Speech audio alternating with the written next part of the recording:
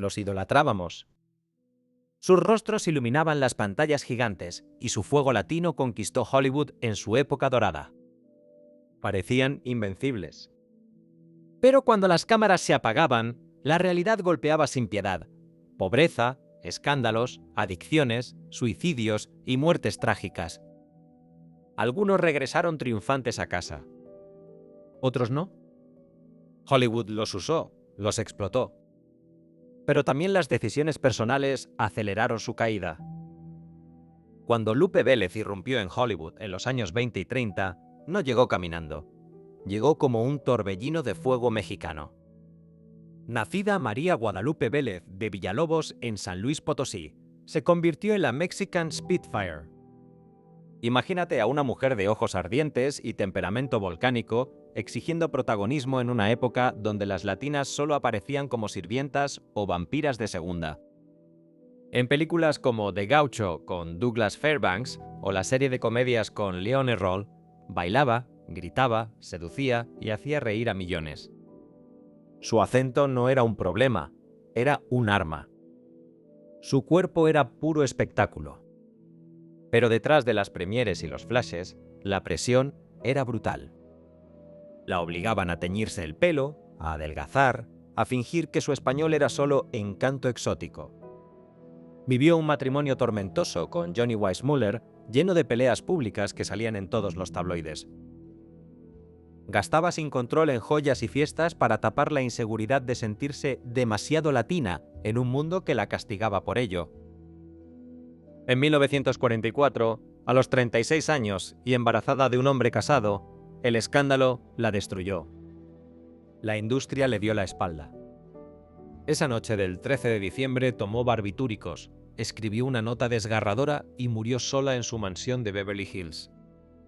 El mito sensacionalista de que murió ahogada en el inodoro era mentira, pero la soledad y el rechazo fueron reales. Lo que más duele es pensar que una mujer que rompió tantos moldes terminó sin nadie que la defendiera. Su historia sigue resonando cada vez que hablamos de salud mental y de cómo Hollywood sigue castigando a las latinas que se atreven a ser demasiado. En los años 20, Ramón Novarro era el Latin Lover definitivo, el que tomó el lugar de Valentino. Nacido José Ramón Gil Samaniego en Durango, México, su belleza clásica y su talento silencioso lo hicieron millonario con Ben-Hur en 1925. M&M lo vendía como el galán perfecto, misterioso, romántico, refinado. Sus películas mudas llenaban salas y las fans le mandaban miles de cartas diarias. Cuando llegó el cine sonoro, su acento mexicano se volvió un problema. Lo relegaron a papeles secundarios o de villano latino. La Gran Depresión se llevó sus inversiones y su vida privada, marcada por romances discretos con hombres, lo expuso a chantajes constantes y redadas policiales. En los 50 y 60 vivía en una casa modesta en Hollywood Hills, sobreviviendo con apariciones esporádicas y bebiendo para olvidar el vacío. El 30 de octubre de 1968, dos jóvenes que contrató lo asesinaron brutalmente en su propia casa. Murió con apenas $5.000 en el banco. Su historia duele porque muestra cómo Hollywood premiaba la latinidad solo mientras fuera útil y luego la castigaba. La homofobia lo obligó a vivir en el closet toda su vida y al final lo dejó completamente solo. Hoy su legado inspira a muchos actores latinos LGBTQ+, que ya no tienen que esconderse tanto. Pedro Armendáriz, nacido en Chihuahua, llegó a Hollywood de la mano de John Ford y se convirtió en el rostro de la masculinidad latina fuerte y honorable. En Fort Apache, The Fugitive y especialmente como Karen Bay en From Russia with Love, proyectaba autoridad y carisma sin caer en el estereotipo barato del bandido. Era amigo de las grandes estrellas y representaba el orgullo mexicano en el extranjero. Pero el cáncer terminal lo alcanzó en 1963. Eligió terminar con su vida de un disparo en su habitación de hospital en México para no arrastrar a su familia a la ruina económica y al sufrimiento largo. Antes había lidiado con blacklist sutil por supuestas simpatías políticas, dolores constantes que lo obligaban a trabajar medicado y alcohol para aguantar la presión de ser el mexicano de Hollywood. Su suicidio a los 51 años dejó a su esposa e hijos en incertidumbre. Lo que más impacta es cómo el machismo y la falta de apoyo psicológico de esa época lo empujaron a esa decisión. Murió preservando su dignidad, pero Hollywood ya lo había olvidado como fuente de ingresos. Su caso sigue abriendo conversaciones sobre eutanasia y sobre cómo la industria abandona a sus estrellas cuando ya no generan taquilla. María Montez, la reina del Technicolor dominicana, dominó los años 40 con películas de aventuras exóticas como Cobra Woman y Alibaba and the 40 Thieves. Su belleza exuberante, los vestuarios llenos de color y su acento seductor vendían sueños escapistas en plena guerra. Era la fantasía latina pura, glamour, peligro y romance en pantalla grande. El tipo casting la encerró y cuando el público quiso realismo después de la guerra, su carrera se derrumbó. En 1951, a los 39 años, la encontraron muerta en su bañera en París. Un ataque cardíaco agravado por obesidad, barbitúricos y una depresión profunda tras varios divorcios fallidos y críticas crueles sobre su peso y su exceso latino. Las deudas por su estilo de vida dejaron a su hija en precariedad. Su historia revela el sexismo brutal que castigaba cualquier cuerpo que no fuera perfecto, y el racismo que reducía a las latinas a reinas exóticas desechables una vez que pasaban de moda. Murió sola, pero su color y su glamour siguen recordándonos que la representación no puede quedarse solo en la superficie. Dolores del Río, nacida María Dolores Asúnsolo López en Durango en 1904, llegó a Hollywood como una verdadera princesa. Su belleza etérea, su elegancia natural y esa piel que parecía de porcelana la convirtieron en la primera latina tratada como igual a las grandes estrellas blancas. En Flying Down to Rio bailó con Fred Astaire en uno de los números más famosos del cine temprano, y en Bird of Paradise interpretó a una mujer sensual y libre que rompió todos los tabúes raciales de la época. La prensa la llamaba la princesa de Hollywood y la ponía al mismo nivel que Greta Garbo. Pero el racismo no tardó en aparecer. Cuando el cine sonoro llegó, su acento mexicano se volvió un problema. La relegaron poco a poco a papeles secundarios. Los romances con Orson Welles y otros hombres poderosos terminaron en escándalos y dolor público. La presionaban para que cambiara su imagen, para que fuera menos latina y más aceptable. Se sentía usada como símbolo de glamour exótico, pero nunca como actriz completa. Las deudas emocionales y financieras se fueron acumulando. En 1943 tomó una decisión que cambió todo. Regresó a México. Y ahí tuvo un regreso triunfal que pocos han igualado. Durante la época de oro del cine mexicano se convirtió en la gran diva con películas como María Candelaria, Flor Silvestre y Las Abandonadas. Fue la reina absoluta, la mujer que representaba el orgullo mexicano en pantalla. Ganó premios, llenó teatros y se convirtió en un ícono nacional que todavía hoy se recuerda con cariño. Murió en 1983 en México de hepatitis, con salud frágil, pero rodeada del respeto de su gente.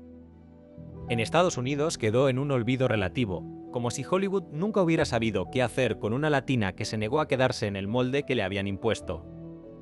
Lo que más conmueve de Dolores es esa dualidad.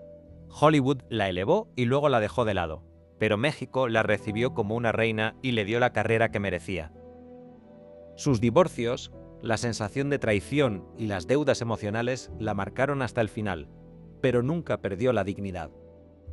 Ella fue el puente que permitió que las generaciones siguientes de actrices latinas pudieran elegir su propio camino sin pedir permiso. Katy Jurado, nacida María Cristina Estela Marcela Jurado García en Guadalajara en 1924, irrumpió primero en el cine mexicano y luego conquistó Hollywood en los años 50 con una presencia magnética y una autenticidad que nadie más tenía. No era la típica latina exótica de ojos grandes y acento exagerado. Era una mujer fuerte, de mirada penetrante y carácter indomable que llevó al western americano un sabor real de México. Su papel en High Noon 1952 junto a Gary Cooper la catapultó. Interpretaba a Helen Ramírez, una mujer poderosa y compleja, y se convirtió en la primera latina nominada al Oscar como mejor actriz de reparto por Broken Lance 1954. Culturalmente, Jurado rompió moldes. Mientras muchas latinas eran reducidas a roles de cantina o amante apasionada, ella exigía personajes con profundidad, inteligencia y fuego interior. Su acento natural y su rechazo a blanquearse la hicieron única, pero también la limitaron. Hollywood la encasilló como la latina fuerte y le dio pocos papeles protagónicos. Ganó fama, dinero y respeto de colegas como Spencer Tracy y Marlon Brando, pero su vida personal fue un torbellino. Matrimonios turbulentos, especialmente con Ernest Borgnine, lleno de peleas públicas y reconciliaciones tabloides, la muerte trágica de su hijo por sobredosis, depresión profunda y una lucha constante contra el alcohol la llevaron a un aislamiento doloroso. Regresó a México en sus últimos años, donde siguió trabajando y fue honrada, pero en Hollywood la olvidaron rápido. Murió en 2002 a los 78 años de causas naturales en Cuernavaca. Su ruina no fue absoluta. Tuvo una carrera larga y digna, pero el precio emocional fue altísimo. Hoy su historia resuena en debates sobre la doble presión que sufren las actrices latinas: ser auténticas y a la vez aceptables para el público blanco.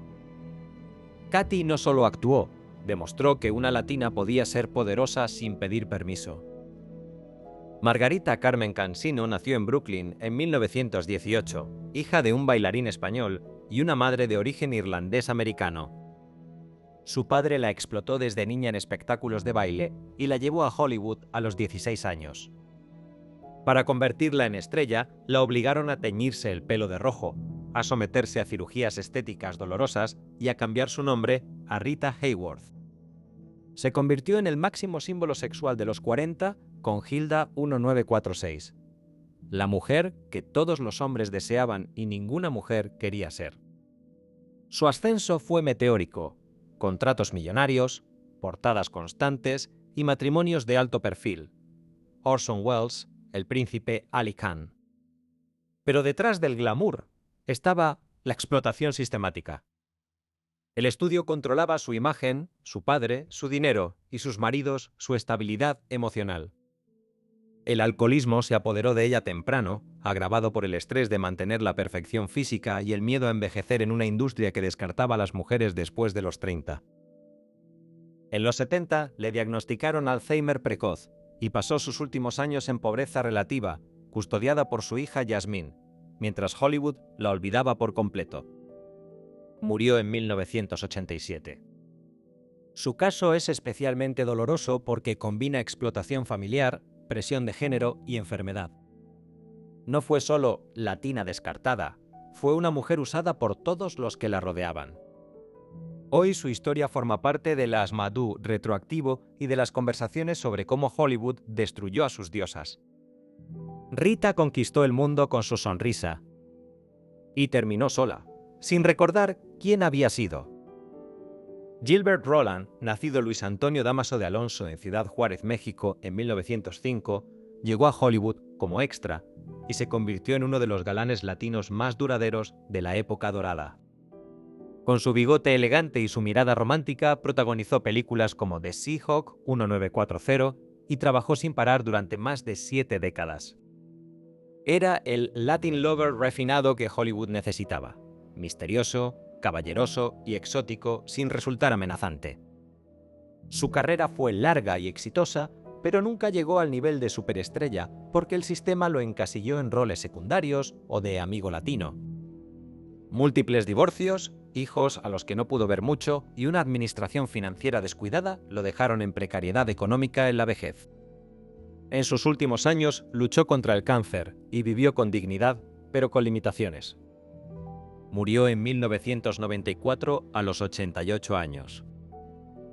A diferencia de muchos compañeros, Roland tuvo longevidad profesional, pero pagó un precio emocional alto. La soledad de ser el latino eterno en una industria que nunca le dio el rol principal que merecía. Su legado es el de la resistencia silenciosa. Demostró que un mexicano podía trabajar en Hollywood por casi 70 años, aunque el sistema nunca lo reconoció del todo. Fernando Lamas, nacido en Buenos Aires en 1915, llegó a Hollywood como el seductor argentino por excelencia.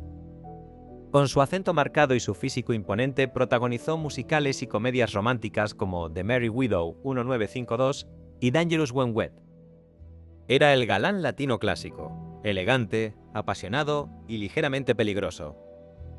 Tuvo contratos importantes, romances públicos con estrellas y una vida de lujo que incluía yacht y fiestas. Pero el tipo casting lo limitó y, cuando el público se cansó del Latin Lover, su carrera decayó. Luchas familiares, varios matrimonios fallidos y un carácter fuerte que le generó enemigos en la industria aceleraron su caída.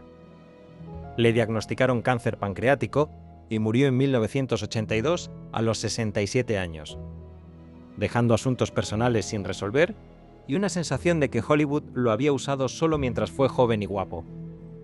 Su historia muestra el lado más efímero de la fama latina. Subes rápido por tu exotismo, pero cuando ya no eres novedad, te dejan caer. Hoy su imagen sigue representando al galán clásico, pero también sirve de advertencia sobre lo frágil que era la carrera de un latino en aquella época.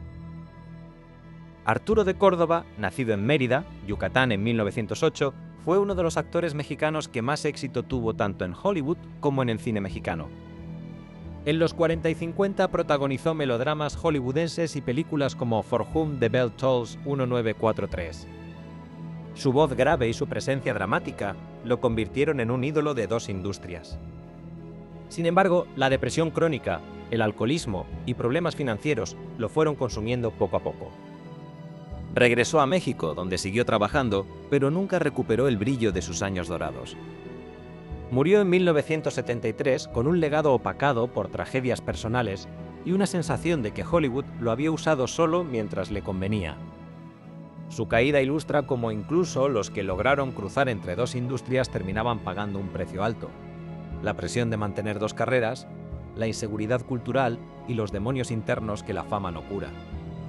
Arturo nos recuerda que el éxito no protege del vacío. Cada una de estas historias tiene capas que van más allá de la tragedia. El código ICE, el McCarthy's, los contratos leoninos y la falta de apoyo psicológico marcaron a toda una generación. Pero también hubo decisiones personales, gastos sin control, relaciones tóxicas y el peso de cargar con el estereotipo del latino apasionado. Carmen Miranda, nacida en Portugal pero criada en Brasil, llegó a Hollywood en los años 40 como la Brazilian Bombshell. Con sus sombreros de frutas, sus vestidos coloridos y su energía explosiva, se convirtió en el símbolo máximo del exotismo latino durante la Segunda Guerra Mundial. Películas como The Gang's All Here Weekend in Havana la hicieron millonaria y la convirtieron en la estrella latina, mejor pagada de su momento. El público la adoraba, cantaba sus canciones y la veía como la alegría pura de Sudamérica. Pero detrás de esa sonrisa constante había un agotamiento brutal. El estudio la obligaba a trabajar sin parar, a mantener la imagen de latina alegre y sexy las 24 horas y a ocultar cualquier signo de cansancio o tristeza. Sufrió depresión profunda, problemas con barbitúricos y un corazón que ya no aguantaba tanto estrés. Murió en 1955, a los 46 años, de un ataque cardíaco en su casa de Beverly Hills, justo después de un show en televisión. Dejó deudas y una familia que tuvo que lidiar con la imagen de la estrella feliz que en realidad estaba rota. Su caso es de los más tristes, porque muestra cómo Hollywood convirtió a una mujer talentosa en caricatura de sí misma. La usaron hasta que el cuerpo dijo basta. Hoy, cuando vemos a Carmen, no solo recordamos los sombreros de frutas, sino también el precio que pagó por ser la latina divertida que nunca podía tener un mal día. Anthony Quinn, nacido Antonio Rodolfo Quinn, Oaxaca, en Chihuahua, México, en 1915, fue uno de los pocos latinos que llegó muy alto en Hollywood. Ganó 2 Oscars, Viva Zapata y Lost for Life, y protagonizó clásicos como La Estrada, The Guns of Navarone y Zorba the Greek. Tenía presencia, carisma y una voz que llenaba la pantalla. Se casó varias veces, tuvo muchos hijos y vivió una vida de lujos y viajes que parecía salida de una película. Pero la vida personal se le complicó mucho.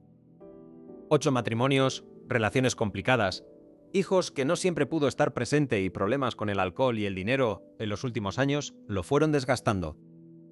A pesar de su talento y de seguir trabajando hasta casi el final, enfrentó dificultades económicas y una sensación de que Hollywood nunca lo vio del todo como un actor serio fuera de los roles de latino fuerte o étnico.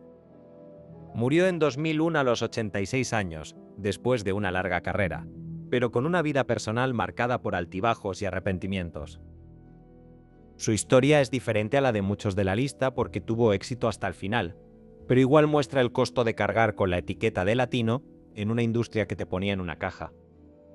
Queen abrió muchas puertas, pero pagó con una vida privada turbulenta que nunca encontró paz del todo. Margot, nacida María Margarita Guadalupe, Teresa Estela Volado Castilla y O'Donnell en la Ciudad de México en 1917, fue una de las latinas que más prometía en los años 30 y 40. Llegó a Hollywood muy joven y rápidamente llamó la atención con su belleza exótica y su talento para la danza y la actuación. Apareció en películas importantes como Lost Horizon 1937 y The Leopard Man 1943, donde interpretaba personajes misteriosos y apasionados que el público recordaba. Se casó con Eddie Albert y por un tiempo vivió el sueño hollywoodense, fiestas, contratos y la sensación de que había logrado cruzar la frontera del éxito. Pero el tipo casting la encerró en roles de mujer latina peligrosa y cuando esa moda pasó, el trabajo se fue acabando. Sufrió problemas de salud graves, especialmente un tumor cerebral que la afectó los últimos años. La carrera se desvaneció poco a poco, las oportunidades se redujeron y terminó viviendo con menos recursos de los que había tenido en su momento de gloria. Murió en 1985 a los 68 años, relativamente olvidada en Estados Unidos, aunque en México siempre se recordó como una de las pioneras que intentaron abrirse camino en el cine americano. Lo que más duele de Margot es ver cómo alguien con tanto talento y presencia terminó siendo otra de las que Hollywood usó mientras le convenía y luego dejó de lado. Su historia es un recordatorio silencioso de que incluso las que lograron entrar en los estudios grandes terminaban pagando un precio muy alto por ese exotismo que tanto vendían. Hollywood los usó, sí, pero muchos encontraron la forma de volver a casa y reconstruir algo. Su dolor no fue en vano. Abrieron puertas, desafiaron estereotipos y pavimentaron el camino para la Salma Hayek, Javier Bardem, Oscar Isaac y Diego Luna de hoy, que ya negocian desde otra posición de poder.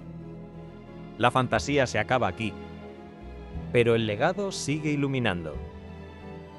Porque aunque la industria trituró muchos sueños, estas leyendas latinas nos enseñaron a conquistar, a resistir y sobre todo, a contar nuestras propias historias.